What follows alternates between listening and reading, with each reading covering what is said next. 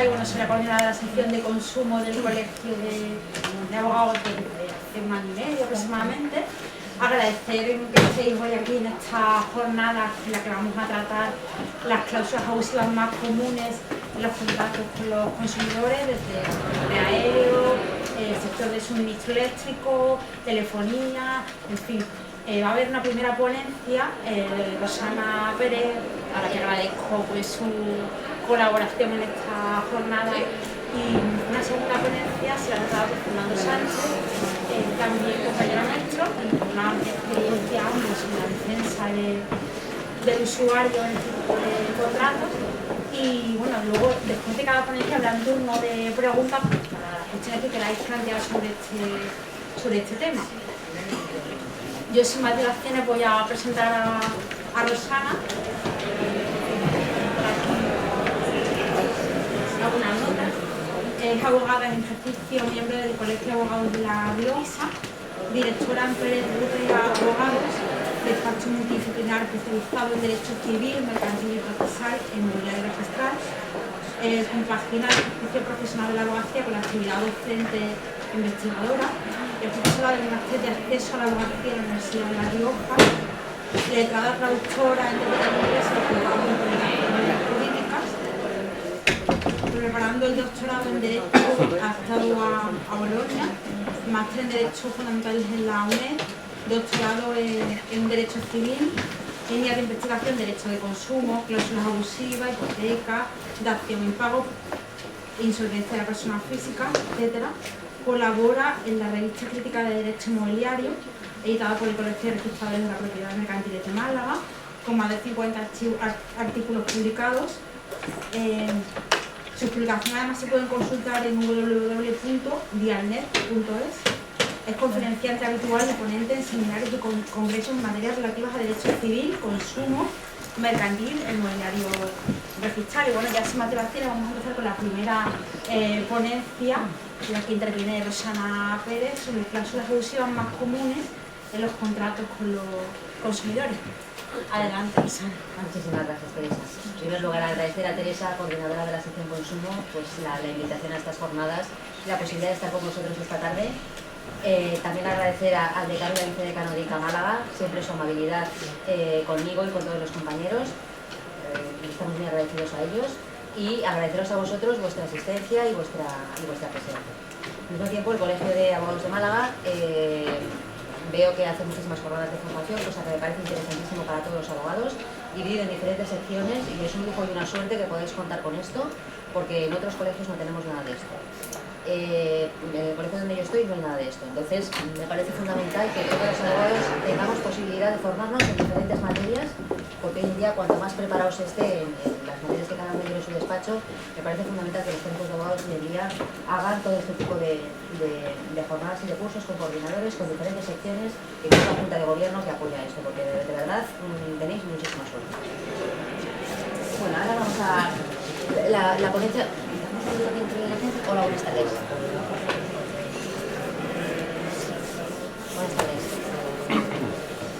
La ponencia se titula Cláusulas abusivas más comunes en los contratos con los consumidores. En un principio voy a decir que las cláusulas abusivas normalmente que más se dan son en el sector financiero, bancos, ejecuciones hipotecarias, hipotecas, pero no vamos a entrar en eso porque hay una sección de bancario donde específicamente se regula la posibilidad de las cláusulas en todo este tipo de figuras jurídicas. Por lo tanto, mi exposición se va a centrar en las cláusulas abusivas más frecuentes en los contratos de consumo que tenemos pues, en la vida cotidiana: transporte, energía, suministros, electricidad y compras de productos o prestaciones de servicios, pero sí meternos en lo que son lo que es propiamente establecimientos financieros y productos bancarios, por ser objeto de estudio en la sección bancario del Colegio de Abogados.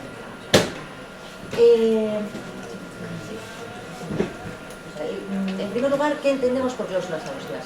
La regulación de las cláusulas abusivas se encuentra tipificada en los artículos 82 y siguientes del texto refundido de la Ley de Consumidor y Usuario, Real Decreto de 2007, donde se las define como aquellas estipulaciones no negociadas individualmente y prácticas no consentidas expresamente que en contra de las exigencias de la buena fe causan en perjuicio del consumidor y del usuario un desequilibrio importante en los derechos democráticos característicos de los sistemas. Este artículo se encuentra complementado con el artículo 3, párrafo 1 de la Directiva de consumidores y usuarios de 5 de abril de 93, que regula específicamente las cláusulas abusivas en los contratos celebrados con los consumidores. El martes pasado se dio luz verde en el Congreso el nuevo texto refundido, para que hagamos una referencia, el nuevo texto refundido de la Ley de Consumidores y Usuarios, que vamos a ver si verdaderamente refuerza la protección jurídica de los consumidores y en todos estos temas donde la parte debe incorporar de alguna manera. Hola, buenas tardes. Queda un poquito más... queda una situación de inferioridad con relación a la parte fuerte, por decirlo así, sobre todo en contratos de adhesión, como vamos a ver con posterioridad, pues vamos a ver si con la nueva regulación se refuerza la protección de los consumidores. La finalidad que tiene es transponer la directiva comunitaria de 2011 y fundamentalmente va a introducir modificaciones en lo que es contratos a distancia y contratos celebrados fuera de los consumidores. Ya hemos visto que aunque los abusos financieros han sido en los últimos años la gran preocupación de los consumidores, existen también muchísimos otros contratos que perjudican la posición jurídica del usuario, como los que empezamos con las compras, pero antes, para saber por lo que son estas cláusulas abusivas en las compras de bienes o prestaciones de servicios, indicaremos que su carácter se aprecia teniendo en cuenta lo que es la naturaleza del bien y considerando todas las circunstancias concurrentes, así como los diferentes elementos esenciales que configuran el contrato. Normalmente el texto refundido de la Ley de Consumidores y Usuarios en los artículos 83 y siguientes tipifica cuáles son estas cláusulas abusivas en función de 5 criterios que posteriormente los vamos a ver aplicados en los diferentes contratos que se celebran con ellos, que son, en primer lugar, las que vinculen el contrato a la voluntad del empresario; en segundo lugar, las que limitan los derechos del consumidor y usuario; en tercer lugar, las que determinen la falta de reciprocidad; en cuarto lugar, las que impongan al consumidor garantías desproporcionadas o bien le impongan la carga horaria. En quinto lugar, las que resultan desproporcionadas en relación con el perfeccionamiento y con la ejecución del contrato; y en sexto lugar, las que contravengan las reglas tipificadas sobre competencia y sobre derecho aplicable. Con compras de bienes. Cuando compramos un bien, lo primero que tenemos que exigir a la persona que nos lo vende, lo mismo en compras que en prestación de servicios, es una información clara, veraz y exacta de todos los datos que se nos está ofreciendo y del bien. Saber con total precisión cuál es el precio, las diferentes formas que tenemos tanto para financiarlo como para pagarlo, informarnos sobre el plazo de la oferta, así como poder recibir un presupuesto previo que no nos vincule al posterior consentimiento, que ya dará lugar a la percepción del contrato de compraventa que estamos realizando. Información también acerca de la fecha de la entrega, de la ejecución del contrato y de la duración, así como que tengamos posibilidad de ejercitar nuestro derecho de desistimiento en el caso de que concurran condiciones necesarias para que tenga lugar, para que podamos desistir de la compra del mismo, bien por productos defectuosos, o bien por falta de información clara, o bien porque el producto verdaderamente no corresponda a las necesidades de un sitio. Es fundamental saber cuáles son las garantías que se nos establecen, y el periodo de garantía legal que se dan los contratos es de 2 años, aunque este plazo puede ser ampliado tanto por el vendedor como por el propio comercio. En productos que se adquieran de segunda mano, las partes pueden establecer el plazo de garantía que consideren oportuno. En el caso de que no se establezca ninguno, el mínimo es de 1 año y si no se pacta, pues será de 2. ¿Cómo debe satisfacer la garantía el vendedor? Pues hay diferentes formas. Una, con la reparación o con la sustitución del bien garantizado, sin que ello conlleve gastos adicionales que repercutan en la posición jurídica del consumidor. En el caso de que esto no sea posible, el consumidor tiene una doble opción: o bien solicitar una rebaja de precio, o bien cancelar el contrato. La tercera posibilidad sería un derecho de desistimiento, consistente en devolución o bien en cambiarlo. En caso del defecto en el bien, el consumidor tiene derecho a que se devuelva el importe pagado o bien sustituirlo por otro bien en función de una elección que le corresponde en su posición jurídica de consumidor y usuario. En los diferentes productos de la naturaleza duradera, como pueden ser electrodomésticos, colchones, ordenadores, existe un servicio técnico y la exigencia de repuesto durante un plazo mínimo que se estipula en 5 años a partir de la fecha en que el producto deja de fabricarse. En el caso de que el plazo de 5 años no haya tenido lugar un adecuado servicio técnico, entonces, aunque no haya pasado el plazo de garantía, el vendedor tiene que indemnizar los daños y perjuicios y además hacer cargo de la reparación en el caso de que sea provechoso.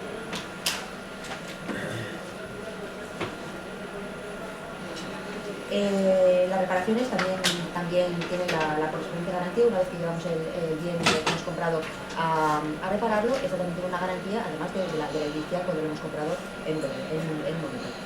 Esto en cuanto a las compras de bienes y prestaciones de servicios con la importancia que tienen las garantías. En segundo lugar, vamos a hablar de las compras a distancia, que normalmente tiene lugar una compra-venta a distancia cuando las partes intervinientes no están físicamente presenciales y se lleva a cabo pues, en diversos medios, como puede ser por internet, por teléfono móvil, por redes telefónicas o bien por diferentes vías.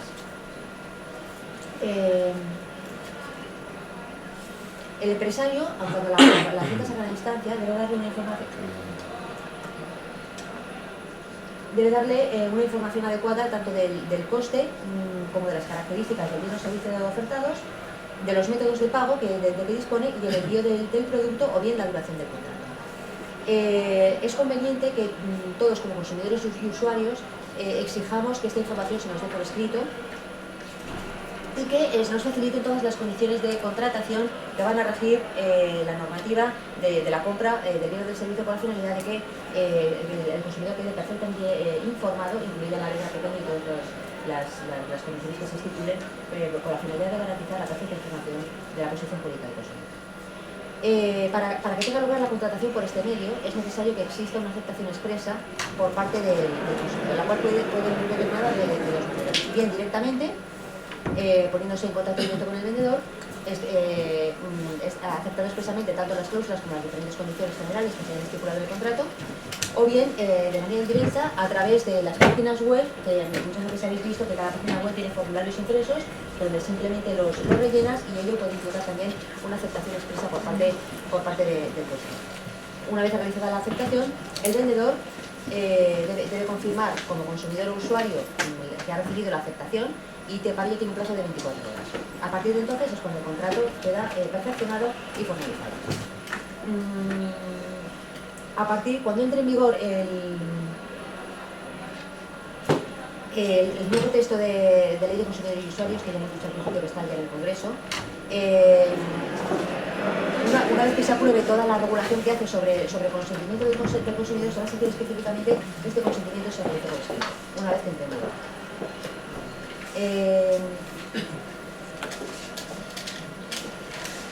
Para ejecutar el contrato o para enviarlo, el empresario tiene un plazo máximo de 30 días y si el bien o servicio no sale disponible, entonces el empresario suministrará sin aumento del precio otro bien o servicio de características similares con la misma calidad o bien con otra superior. Cabe también la posibilidad de cambio o de evolución consistente en el correspondiente ejercicio del derecho de asistimiento por parte del consumidor con un plazo general de 7 días antes. El empresario tiene la obligación de informar al consumidor en su web de que este derecho existe y además suministrarle el correspondiente impreso para que tenga lugar el desistimiento. Acaba de entrar en vigor una directiva sobre consumo que ya es obligatoria a partir de los 24 países miembros de la Unión Europea, donde va a entrar en vigor como muy tarde a partir de junio del 2014 y los consumidores comunitarios van a tener un plazo de 14 días para devolver las compras que realicen a distancia, teléfono, correo y que tengan la posibilidad de recuperar el dinero.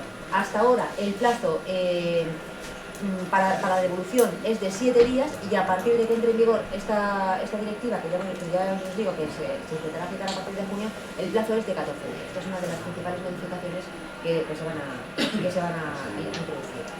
El plazo de desistimiento, conforme a esta directiva sobre consumo, comienza a partir del momento en que el consumidor reciba las mercancías en vez del momento de celebración del contrato, que es la norma que rige el perfeccionamiento en el momento actual. Específicamente la directiva dice que las normas se aplican a ventas por internet, por teléfono, por correo, así como a las que se establezcan fuera de los comercios. A partir de que entre en vigor esto, se limitan los recargos por utilizar tarjetas de crédito y los vendedores no podrán cobrar más de lo que realmente les cuesta el ofrecimiento de estos medios de pago para los consumidores o para los usuarios. Cabe también la posibilidad de que todas estas compras de bienes o servicios se paguen mediante tarjeta. Lo que pasa es que en el caso de que estas compras las hagamos por internet es necesario cerciorarse verdaderamente de cuál es la página web a través de la que está contratando y que verdaderamente sea una página segura, porque si no es mejor no proceder a la contratación para evitar problemas que perjudiquen la posición jurídica de los usuarios. ¿Perdona? Es que no se escucha, ¿no? ¿Que no se me escucha bien? Se escucha regular. Vale, hablo un poquito más alto. Sí, gracias. Una vez que se ha realizado la compra, si el consumidor devuelve el cobro y no ha ejercido su derecho de desistimiento o resolución, el vendedor tiene derecho a exigirle la correspondiente indemnización de daños y perjuicios como consecuencia de que la ha anulado. Y si tras una compra el consumidor y usuario ve que se le ha cargado en su tarjeta un cargo fraudulento, pues puede, lógicamente, exigir inmediatamente la anulación del cargo.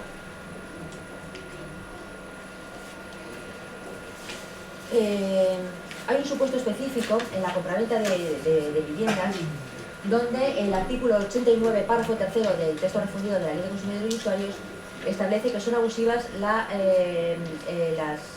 cláusulas que impongan al consumidor todos los gastos de documentación y tramitación que corresponden al empresario, de los que se incluyen gastos derivados de titulación, subrogación de hipotecas, pago de tributos, así como gastos derivados de suministros generales de vivienda.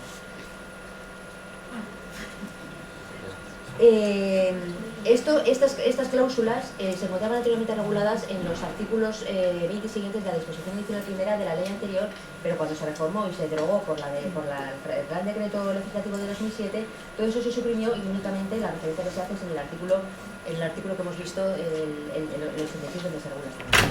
Con relación a... hay una sentencia muy interesante del Tribunal de Justicia de la Unión Europea que acaba de salir nueva ahora, que es la del 16 de enero del 2014, que la tengo aquí. Yo la documentación que traigo se la paso se la dejo aquí a Teresa, y si queréis se os manda por correo las diferentes sentencias y la diferente documentación que acompaña la exposición. A través de esta sentencia, el Tribunal de Justicia de la Unión Europea, ¿qué tal se me oye desde el final? ¿Regular? Regular.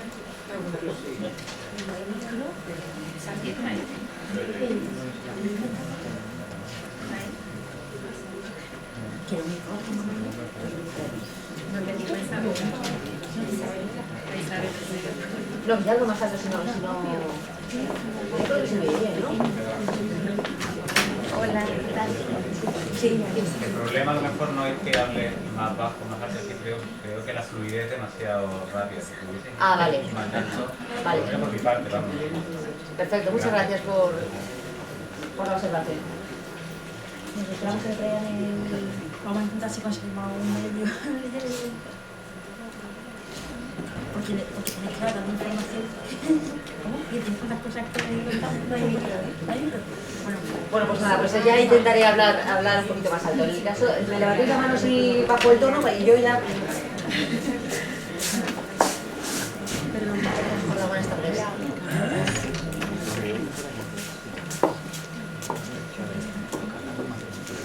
El Tribunal de Justicia de la Unión Europea, a través de esta sentencia del 16 de enero del 2004, considera la posibilidad de establecer como abusiva la cláusula contractual por la que se imponga al comprador la obligación de pago de lo que es la actual plusvalía, que anteriormente era el impuesto sobre el incremento de valor de los terrenos de naturaleza urbana. Es una sentencia muy interesante que acaba de salir nueva, donde el Tribunal Supremo, este criterio del Tribunal de Justicia de la Unión Europea ya había sido establecido por el Tribunal Supremo en sentencia del 25 de octubre del 2011.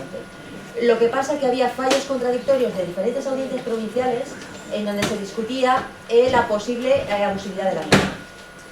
Cuando llega al Tribunal de Justicia de la Unión, pues entonces ya esta sentencia declara su carácter abusivo y tiene su origen en la cuestión prejudicial que fue planteada por la Audiencia Provincial de Oviedo, y deja en manos de la justicia española la decisión final sobre este tipo de previsiones, y considera como criterio importante para determinar la abusividad que cause un desequilibrio importante y un perjuicio importante en la posición jurídica del consumidor y usuario.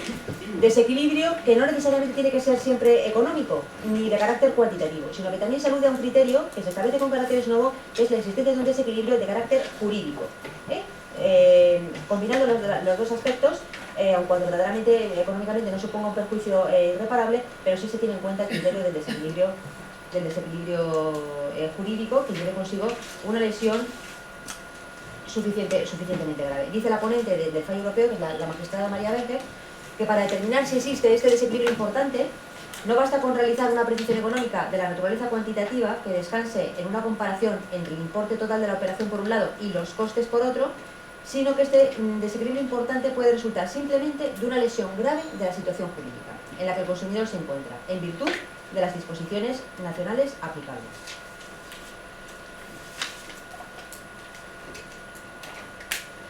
Ahora, como estamos, vamos a analizar también un poco por encima, como estamos en época de rebajas, qué derechos tenemos los consumidores en estas épocas de rebajas, y que no nos quemen mucho, porque ya hay muchos problemas a efectos de devoluciones con relación a los productos que se ofertan en los diferentes establecimientos mercantiles, en las diferentes tiendas. Empezamos a distinguir entre lo que son venta de productos rebajados y productos en promoción oferta, que son aquellos que tienen un precio inferior al habitual con la principal finalidad de potenciar su venta. Es necesario que los establecimientos establezcan de forma clara las fechas y la duración que van a tener las rebajas.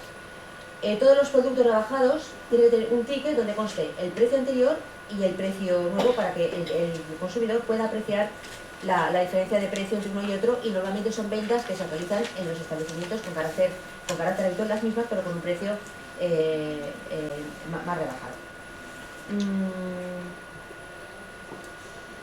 La garantía que tienen los productos, de naturaleza duradera, lógicamente, es la misma que deben tener los productos que se venden en condiciones normales. En el caso de la admisión de devolución de productos rebajados, en casi todas las tiendas vemos letreros que pone se admite la devolución en épocas de rebajas, pero hay algunas que, aun poniendo eso, plantean dificultades y únicamente te ofrecen un vale para poder, por ese dinero, para poder, en lugar del dinero, un vale para poder cambiarlo por otro producto de la tienda, cuando verdaderamente el consumidor lo que quiere es la devolución del dinero.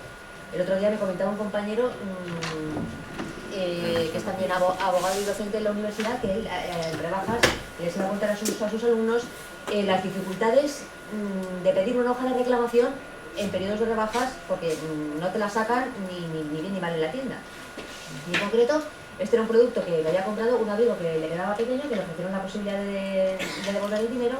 No se lo admitieron y pidió una hoja de reclamación, pero incluso con una reclamación que había que hacerla a Alemania. Esto fue en la rebaja del año pasado, y la ha ganado la reclamación y le han devuelto el dinero que era lo que él tenía. O sea que muchas veces que se reconozcan los derechos que todos tenemos como consumidores, y luchando las cosas y ejercitando la reclamación, pues se pueden conseguir cosas que en un principio te niegan. En el caso de que compremos un producto antes de que empiecen las rebajas, pero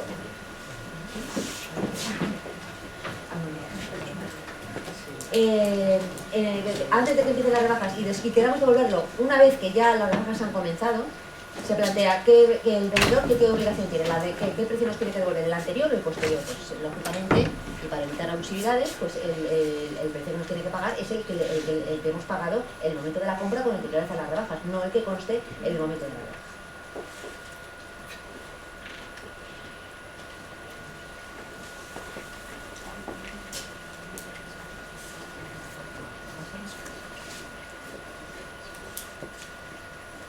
Otro de los contratos, además de las compras de bienes o prestaciones de servicios, son todos los contratos de telefonía e internet, que en concreto todo esto de los móviles plantea muchísimas dudas y muchísimas vulneraciones de los derechos de consumidores, y aparte es una cosa que, como todos tenemos móvil y todos tenemos conexión con internet, pues es un poco una cosa que nos afecta a todos.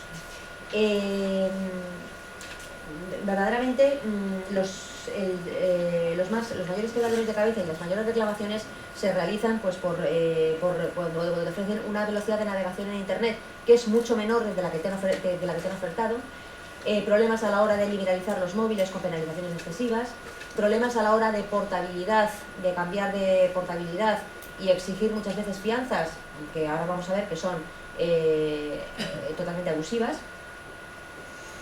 Y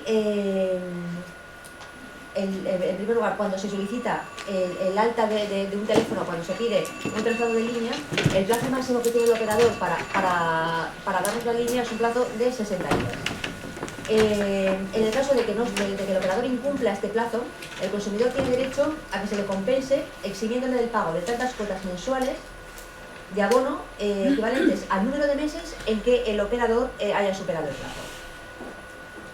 Antes de que se contrate el servicio de telefonía, los operadores tienen obligación de informar claramente, dar una información clara, comprensible, eficaz y suficiente sobre cuáles son las condiciones jurídicas, económicas que va a ofrecer, así como los servicios que va a prestar, de manera que el consumidor quede perfectamente informado de todo. Los operadores están obligados a enviar un contrato donde consten claramente cuáles son las condiciones y facilitan información sobre el contenido mínimo de los contratos en las webs que tengan. En el caso de que queramos darnos de baja, ello no lleva consigo penalización. Se puede solicitar la baja anticipada de cualquier operador de telefonía sin que ello obligue al consumidor a ningún tipo de penalización. Muchas veces existen cláusulas de permanencia que deben figurar en el contrato y que suponen la pérdida pues, de ventajas o de ofertas que están vinculadas a la permanencia, pero que no implican penalización para el consumidor. El operador en estos momentos tiene que darle de baja en los 2 días hábiles posteriores a la solicitud.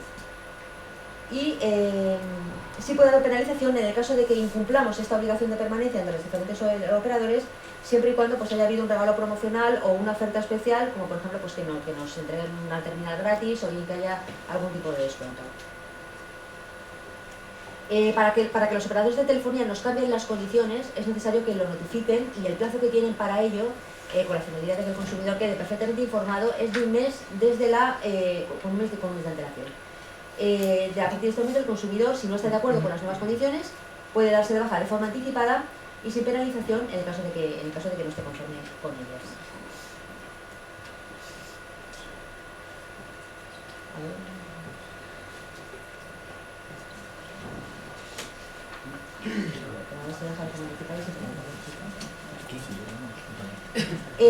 Los supuestos de portabilidad. Portar la línea del teléfono significa cambiar de compañía telefónica, pero reservándonos el derecho de conseguir conservando nuestro número. El antiguo operador no puede denegar la cesión del número al nuevo, salvo en los casos que concurran algunas condiciones como que los datos que se le han dado sean incompletos o erróneos, o cuando exista otra solicitud de portabilidad en curso para el mismo número. Tampoco existe obligación por parte del operador de llevar a cabo la portabilidad en caso de que el usuario tenga suspendido el servicio por impago, o bien cuando concurra alguna imposibilidad de carácter técnico, o bien concurran causas de fuerza mayor. La portabilidad debe solicitarse a la nueva compañía a la que nos queremos cambiar, y lo que debe comprobar el usuario es que además del contrato de línea telefónica no tenga ningún otro producto especial contratado, ya que entonces sí que debe solicitar la baja de estos productos a la anterior compañía. La solicitud puede hacerse por escrito o bien a través de un verificador, y ahora cada vez son más normales las contrataciones telefónicas que se llevan en las contrataciones a través de teléfono o bien a través de internet. La portabilidad del plazo que se tiene debe efectuarse en el plazo de un día laborable desde el momento en que el usuario la firma o bien la acepta verbalmente.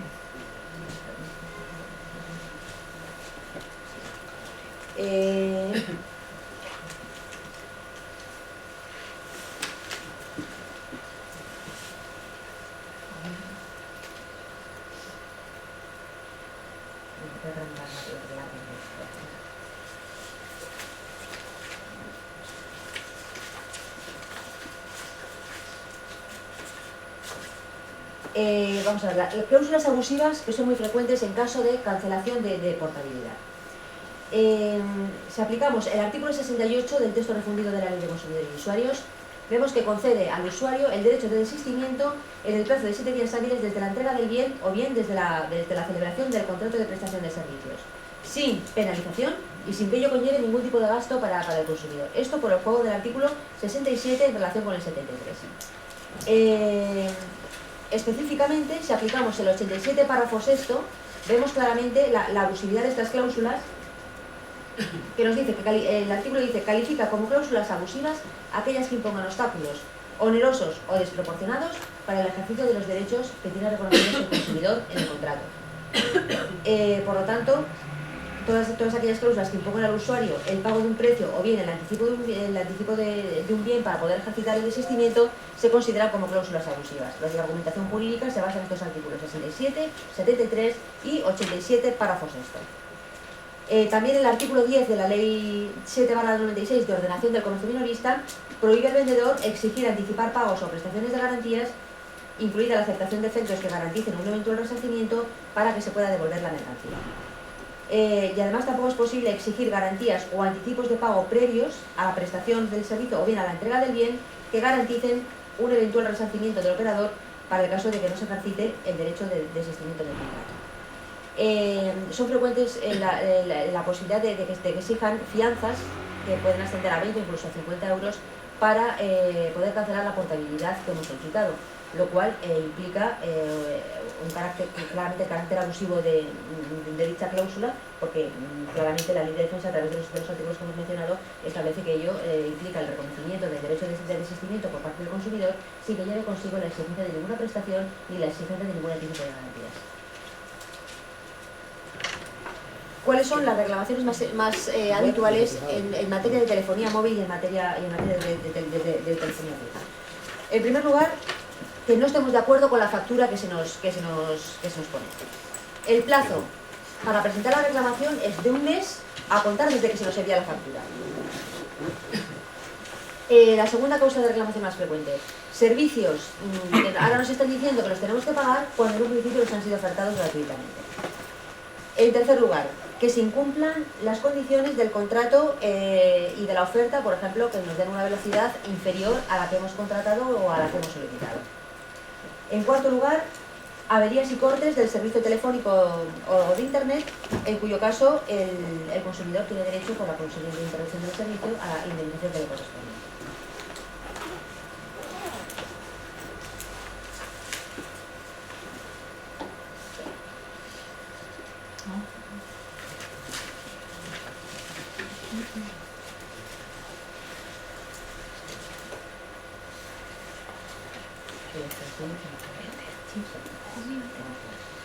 A ver, en el caso de que un usuario no pague y aparezca incluido en el registro de morosos, alegando yo no pago porque el operador ha incumplido el contrato que tiene conmigo. Ello se puede realizar, es justo que el usuario no pague o verdaderamente tiene obligación de pago. Hay que distinguir diferentes tipos de incumplimiento contractual por parte del empresario. En el caso de que el operador incumple obligaciones principales, como por ejemplo no suministrar el suministro pertinente, entonces el usuario sí que está en su derecho de negarse al pago. En el caso de que el cumplimiento sea defectuoso, también sería justificable su no pago siempre que comunique la resolución, siempre que opte por la resolución del contrato y lo comunique al operador. En este caso, la negativa al pago solo está justificada cuando se trate de facturas que se generen con posterioridad a la fecha en que ha tenido lugar el requerimiento resolutorio, no para los servicios que hayan sido prestados defectuosamente antes de este requerimiento. Y el tercer supuesto, en el caso de baja unilateral, también sería justificable que el usuario no pague siempre que hayan transcurrido 15 días a contar desde que tuvo lugar la baja. Respecto a qué ocurriría, por ejemplo, cuando de repente no sabemos que tenemos una deuda y aparecemos en un fichero de insolvencia personal, en un fichero como morosos. Pues lo primero, el acreedor ha pedido que se nos incluya, pues lo primero que hay que hacer es ir al banco y ver un poco en dónde está la deuda y cuáles son las razones por las que nos vemos incluidos ahí, y solicitar de la entidad bancaria que nos indique en qué ficheros aparecemos, y acudir al fichero y ejercitar el derecho de acceso con la copia nuestra de nuestro DNI. ¿DNI? Sí, con copia del DNI. Hay formularios además específicos para ejercitar este derecho de reclamación que constan en la página web, por lo que la tengo aquí, luego si queréis os la veis. En la página de la agencia. Sí, de la GPD. Una vez con la información que se reciba, entonces ya se puede verificar la realidad de la deuda y solicitar ante los tribunales de justicia la tutela de la Agencia de Protección de Datos.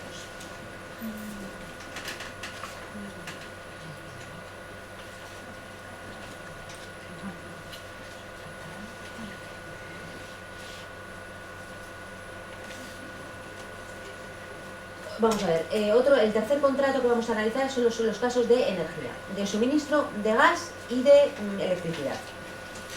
En los casos de suministro, desde el día 1 de julio del 2009, los diferentes consumidores se puede recibir el suministro eléctrico de dos maneras: bien mediante tarifas de último recurso, o bien lo que se llama COTUR, o bien mediante el mercado libre.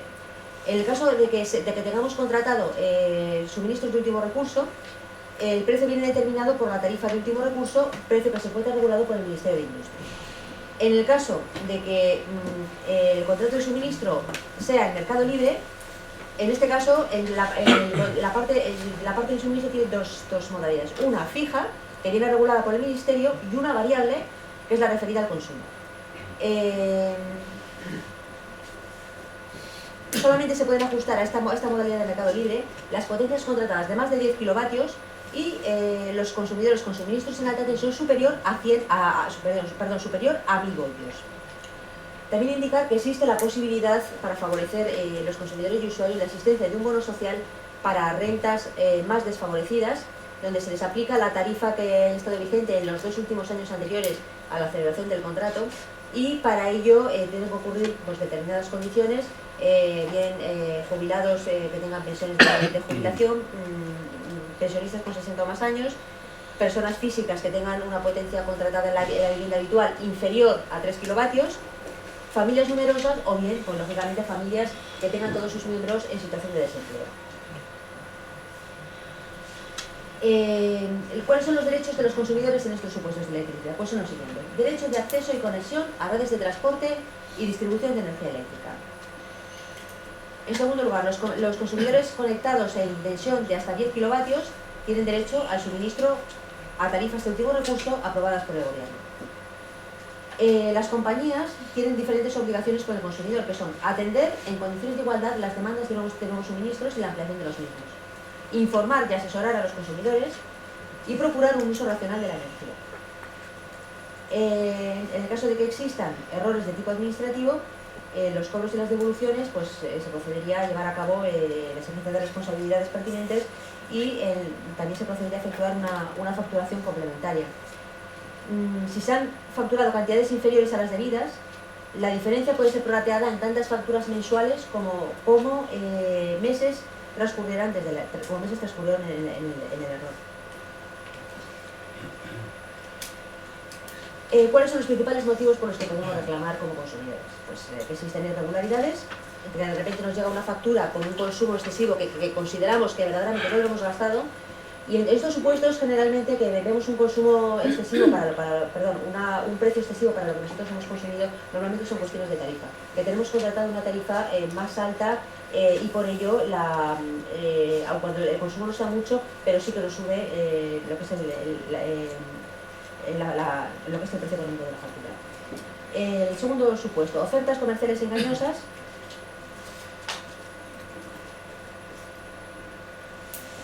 En el caso de gas natural, amenazas de corte de suministro, donde la empresa distribuidora puede interrumpirnos el suministro en el caso de que se haga mal uso de las instalaciones, y existe una deficiente conservación que ponga en peligro la seguridad de las personas y la seguridad de los bienes. Es necesario que esta interrupción se comunique con una fecha de antelación mínima de 6 días hábiles, y mientras dure la suspensión no se seguirá facturando el término fijo de la tarifa.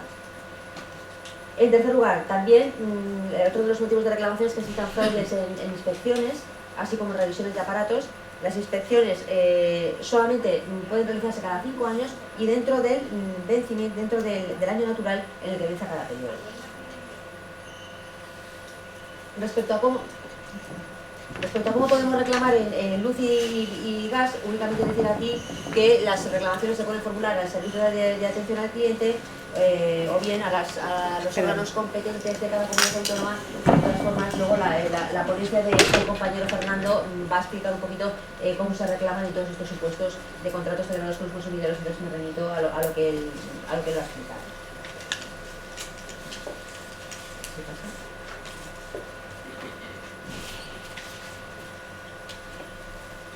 En transportes y viajes. En primer lugar, los viajes combinados son todos aquellos que organizados por una agencia de viajes por un precio global, pero que incluye por lo menos 2 modalidades: transporte, alojamiento, y que conlleva también un paquete que ofrece servicios turísticos, y en eso se diferencia de las demás modalidades.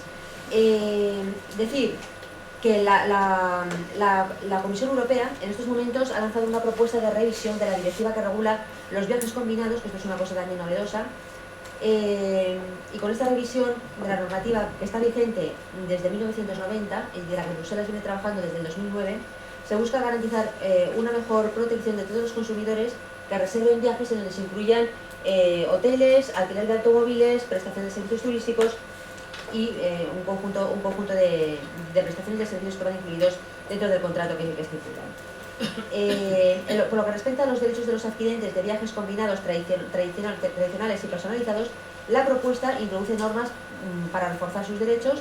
En concreto, establece controles más estrictos en los recargos de los precios con un límite del 10% sobre los aumentos.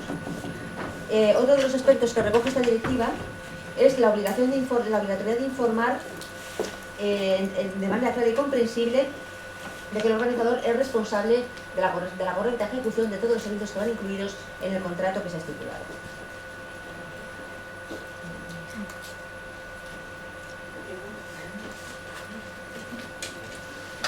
A ver, el precio del viaje no puede modificarse al alza dentro de los 20 días inmediatamente anteriores a la fecha en que esté prevista la salida. En el caso de que lógicamente se conlleven modificaciones que alteren las circunstancias que han sido previamente previstas en el contrato y que han sido aceptadas por el consumidor usuario, este tiene derecho a solicitar la cancelación del mismo.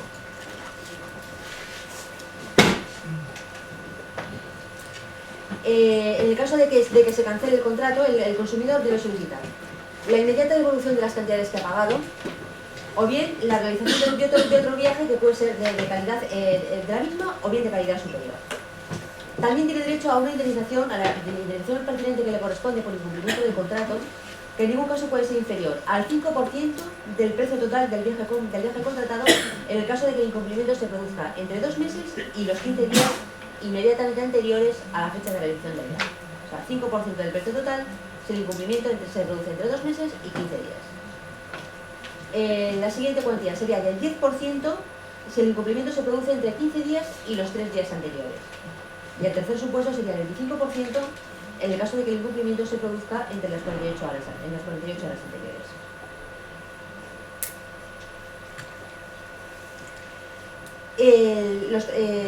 Dentro de estos transportes distinguimos según tenga lugar por avión o según tenga lugar por bus o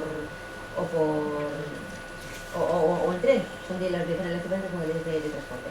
En el caso del avión, una de las incidencias más comunes en las que se encuentra el consumidor es que se le pierde el equipaje o que exista retraso en la recepción del mismo. En el caso de que el equipaje se retrase, no hay normas previamente establecidas sobre cómo deben comportarse las compañías aéreas para estos pequeños retrasos, pero el principio general es cubrir los gastos de primera necesidad que han sido generados como resultado del retraso en la entrega del mismo. En el caso de que el equipaje ya no se considere retrasado, sino que ya entendamos que se ha perdido, es cuando pasan 21 días desde que verdaderamente el equipaje le falta al usuario. Es posible que la compañía le solicite una lista de su contenido, así como de las facturas originales que tenga de determinados objetos. En el caso de que el equipaje se reciba dañado, lo que hacen la mayoría de las aerolíneas es hacer un pago ajustado al valor de la maleta o bien calcular una cuantificación de las cosas que exista en el interior para devolvérselas al pasajero. Otro de los grandes problemas que tienen los transportes por avión es que existan retrasos en los vuelos. Y existen diferentes supuestos. En el caso se atiende al número de horas y a las distancias, que se realizan a través del trayecto. En el caso de que el retraso sea de menos de 2 horas y las distancias inferiores a 1.500 kilómetros, tiene derecho a que se le atienda, incluyendo comida y el derecho de llamadas, y en segundo lugar a que se le entregue un impreso con las condiciones de compensación y de asistencia. En el caso de que el retraso supere las 3 horas y el vuelo no supere los 3.500 kilómetros, entonces es decir, trayectos más largos, los pasajeros también tienen derecho a compensaciones económicas. Y en el supuesto de que el vuelo supere el retraso de 5 horas, entonces tiene derecho al reembolso de las cantidades que ha pagado o bien a poder solicitar un transporte alternativo. Existen también supuestos de overbooking, donde normalmente los billetes que se venden son superiores a las plazas disponibles. Entonces, en un principio, lo que se intenta resolver llegando a un acuerdo entre las partes implicadas y, en el caso de que no tenga lugar el acuerdo, entonces cuando el transportista aéreo puede denegar el embarque contra la voluntad de los pasajeros. En todo caso, el pasajero tiene derecho a que se le informe, a que se le atienda y a que se le entregue un impreso donde se estipulen las condiciones de compensación y de asistencia pertinentes. En el caso de que la compañía no nos solicite el impreso, debemos solicitarlo y también tiene derecho al reembolso de las cantidades pagadas o bien a que se le facilite un transporte alternativo. En cuanto a la cancelación, en todo caso el pasajero tiene derecho a que se le informe de la situación, a que se le atienda y a que se le entregue el mencionado impreso. Y también al reembolso de las cantidades pagadas o bien a que se le facilite el transporte alternativo. Respecto a cómo reclamar, lo mismo, las de reclamación las pone el compañero. En cuanto a los viajes en tren y autobús, distinguimos los siguientes supuestos. En caso de retrasos, salvo que concurra fuerza mayor, la indemnización es, tenemos derecho a reclamar el 50% del precio del billete que hemos pagado en caso de que el retraso sea superior a 60 minutos. Y en el caso de que supere los 90, podemos reclamar la totalidad de lo pagado. Si el retraso es de 20 minutos, se puede solicitar el 25% de la devolución. Yo, por ejemplo, hoy al venir aquí hemos tenido un retraso de 1 hora, donde todos los pasajeros que veníamos conmigo, pues tenemos un plazo de 3 meses para ejercitar nuestro derecho a que nos devuelvan el 50% del precio pagado del billete. Y es importante saber esto porque había gente que no lo sabía, con lo cual la gente que no lo sepa no reclamará y se perderá la indemnización del viaje.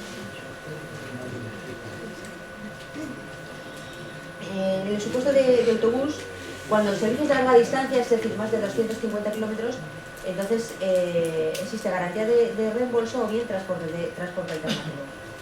Y en el caso de retrasos, pues lógicamente existe el correspondiente derecho a reclamar la indemnización, que será del 50% del precio del billete si el retraso es de más de 120 minutos. Respecto a la hora prevista de salida, cancelación del viaje, y si el transportista no ofrece al viajero un transporte alternativo, entonces es cuando corresponde el derecho de reembolso.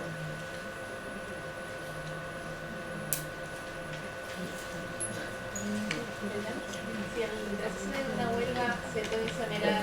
Perdona, es que no. Si el retraso es de una huelga, que si se puede exonerar. Sí, se puede exonerar de pagar la indemnización. De pagar La compañía. Sí. Pues se podría mirar, Sí, pero una cosa, fuerza mayor y se puede considerar que concurre fuerza mayor y así pues posiblemente se podría exonerar. Es que en el AVE parece ser que tiene ese criterio. En el AVE tiene ese criterio. Es que a nada que haya un retraso de 5 minutos se les obliga a devolver la totalidad del importe del billete. Con lo cual alguna medida de cubrirse un poco las espaldas tiene que tener, porque si no...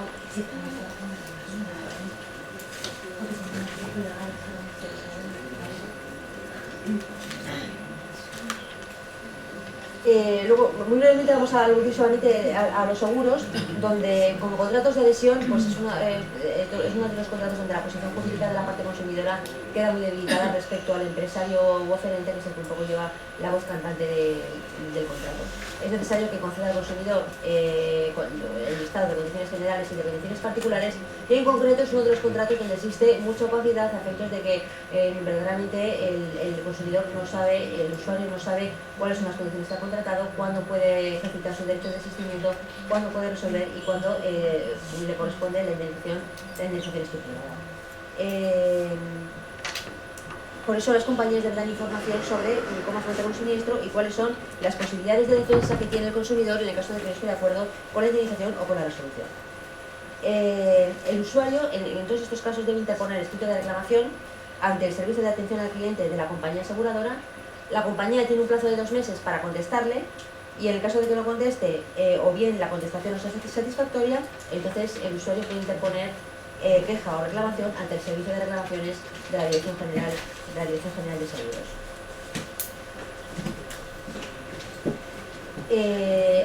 Antes de esto con relación a los seguros, con relación a los retrasos del vuelo, hay una sentencia que llama la atención por sus particularidades, que es la sentencia del Juzgado Mercantil número 2 de Bilbao de 14 de octubre del 2013, en donde se condena a una compañía aérea que se llama EasyJet a pagar 2.000 euros de indemnización por daños morales y materiales como consecuencia de un retraso de 2 horas en un vuelo de Bilbao. Para que veáis la desproporción que puede existir. El supuesto era que un señor coge un vuelo, hace diferentes transbordos para ir de Bilbao a Madrid, y en Madrid necesita coger un avión para desplazarse a Brasil. El caso es que como tenía que coger diferentes medios de transporte, ya uno de ellos llega tarde, con lo cual le imposibilita la posibilidad de llegar a Brasil, que lo necesitaba por motivos de trabajo. Él, con la finalidad de poder hacerlo, lo primero que se le ocurrió, decide pasar la noche en Madrid, pagar hotel, pagar alojamiento, manutención y demás. Y solicita una indemnización que asciende a 6.000 euros por daños morales, pide lucro cesante por pérdida de días de trabajo y por daños económicos. A través de este juzgado se le acepta prácticamente toda la cuantía de la indemnización que pedía, excepto el lucro cesante por pérdida de días de trabajo. Y en definitiva se le concede una indemnización que asciende casi a 6.000 euros, cuando verdaderamente el importe del billete solo eran de 78 euros. Únicamente por un retraso en un vuelo. Sentencia del Juzgado Mercantil número 2 de Bilbao de 14 de octubre del 2013.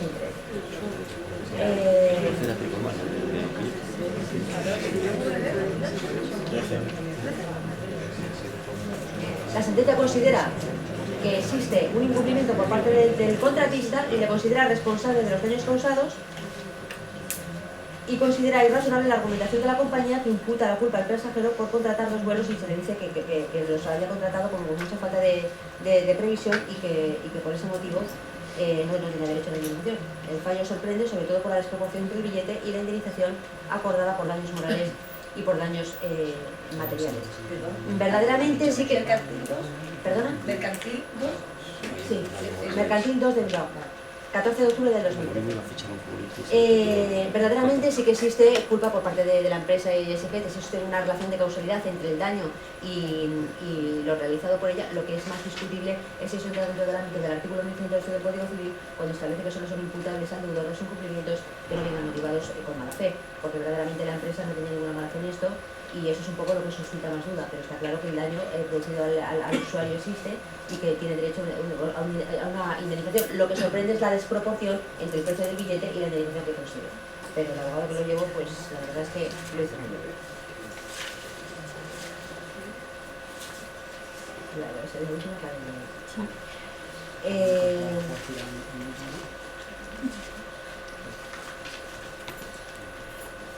Otro de los contratos que pueden contener cláusulas abusivas son los contratos de aparcamiento de vehículos, donde, como sabéis, cuando se pierde el ticket, se obliga al usuario a pagar la totalidad, como si fuera un día completo. La Unión de Consumidores presenta el 14 de noviembre del 2008 una demanda judicial en los juzgados de Avilés ante AENA por cobrar 52 euros, es decir, una tarifa que equivale a 5 días de aparcamiento completo a una usuaria por el simple hecho de que haya perdido el ticket. Entonces, en este caso, la normativa aplicable es la ley de 40/2002 de 14 de noviembre, por la que se regula el contrato de aparcamiento, que a su vez está modificada por la ley 44/2006 de 29 de diciembre de mejora de la protección de los consumidores y usuarios, que luego fue posteriormente derogada por el Real Decreto del 2007. Y con relación a esta modalidad de estacionamiento, se dice que el precio se pacta por minutos de estacionamiento sin posibilidad de redondeos a unidades de tiempo no efectivamente consumidas o no utilizadas.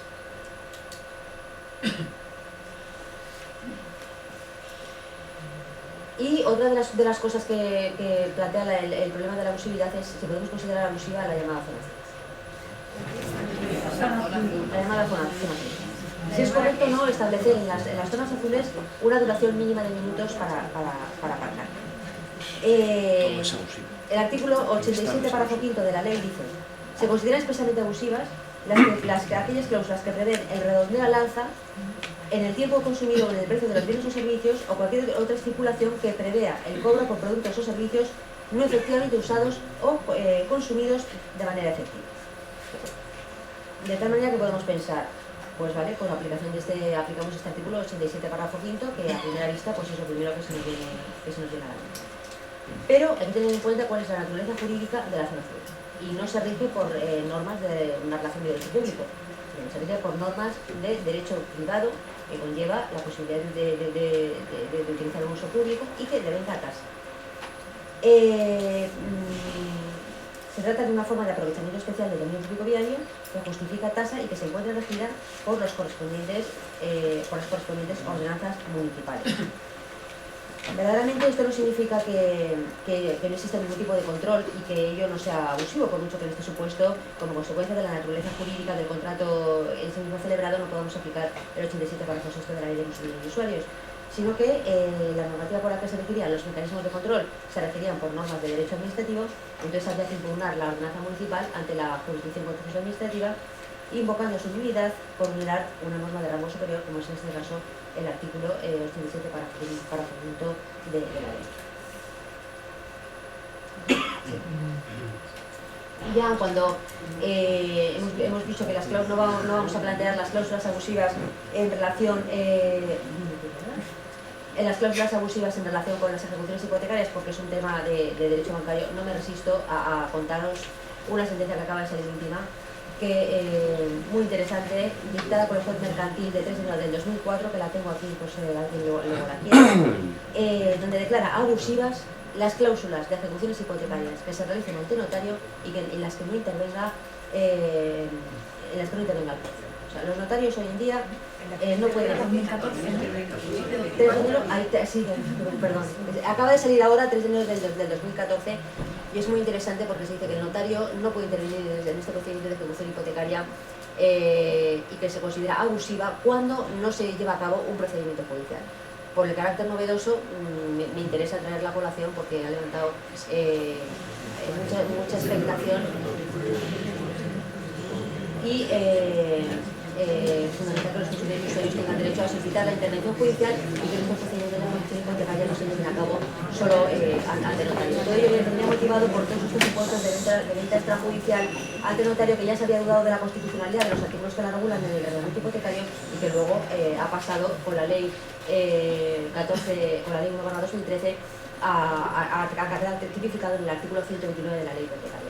Ya sabéis que toda esta materia de cláusulas abusivas se corrige a través de la sentencia del Tribunal de Justicia de la Unión Europea de marzo del 2013, en el caso AFI, llevada a cabo por el magistrado Fernández Seco, en donde se ve que la normativa procesal y que la normativa hipotecaria vulnera claramente la legislación de protección de consumidores y usuarios. A raíz de eso y para solucionar todos los problemas que se habían creado por ello, es para lo que se promulga la ley 1/2013, que únicamente os traigo aquí el apunte para que veáis un poquito la novedad de la sentencia, pero que es materia más propia de la sección de derecho. Y nada, muchísimas gracias por vuestra atención y por vuestra asistencia. Gracias. ¿Tenía alguna pregunta?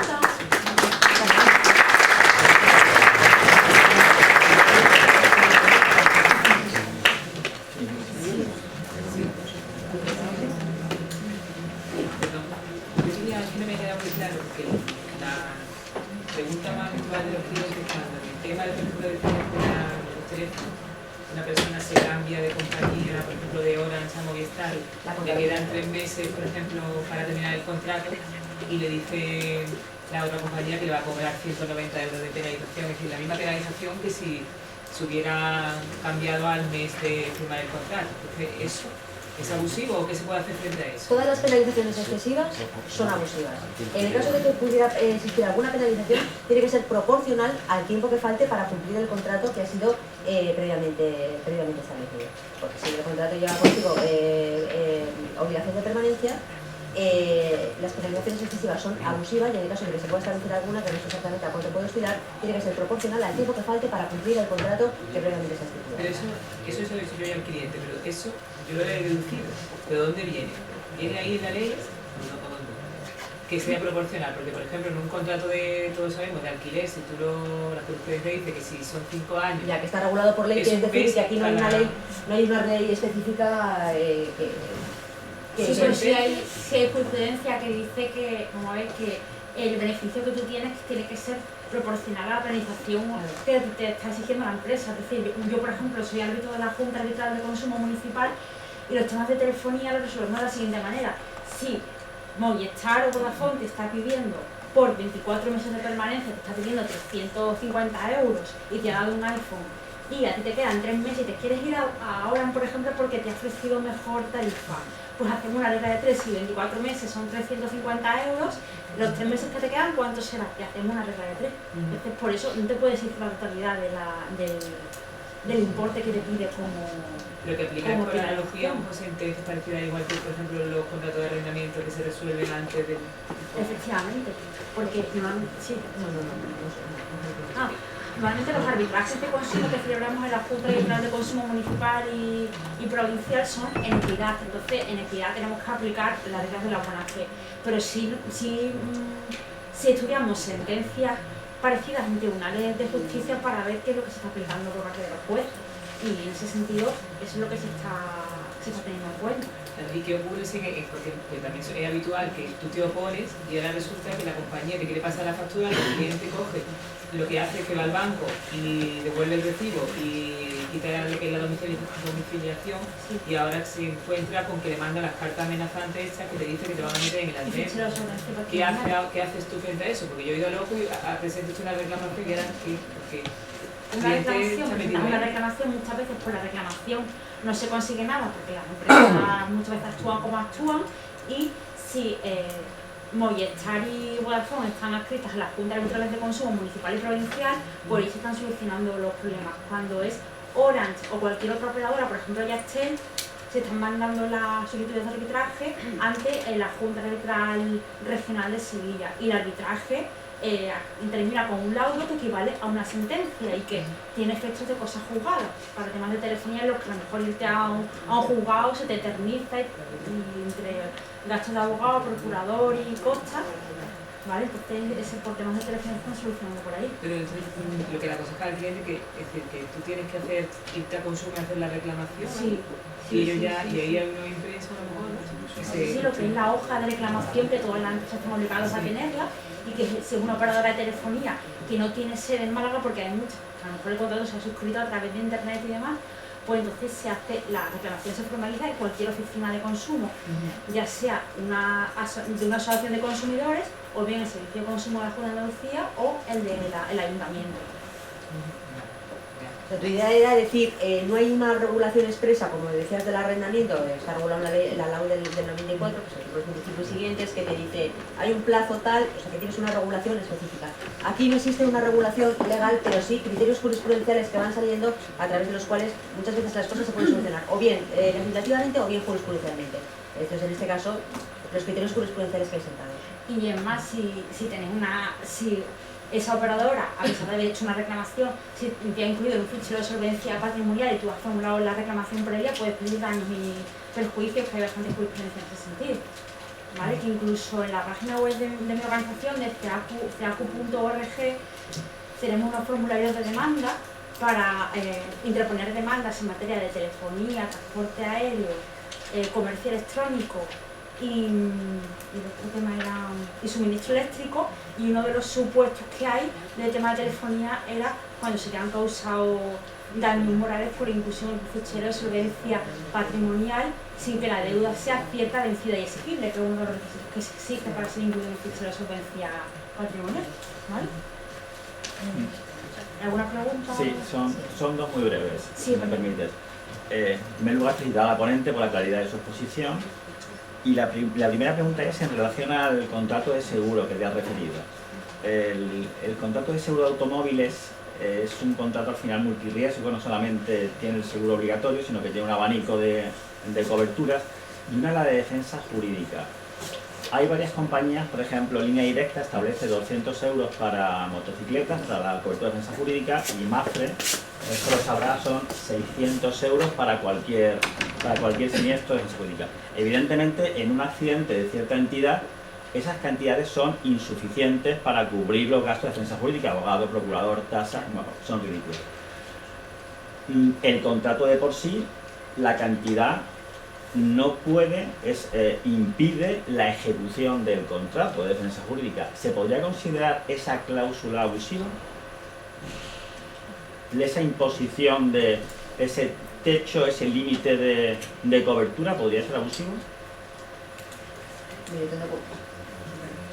Podría ser, no sé.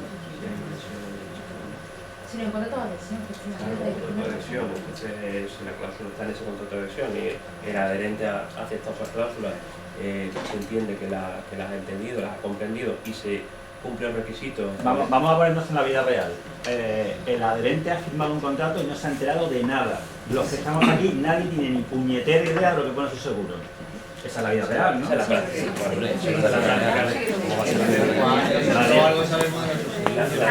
Son 10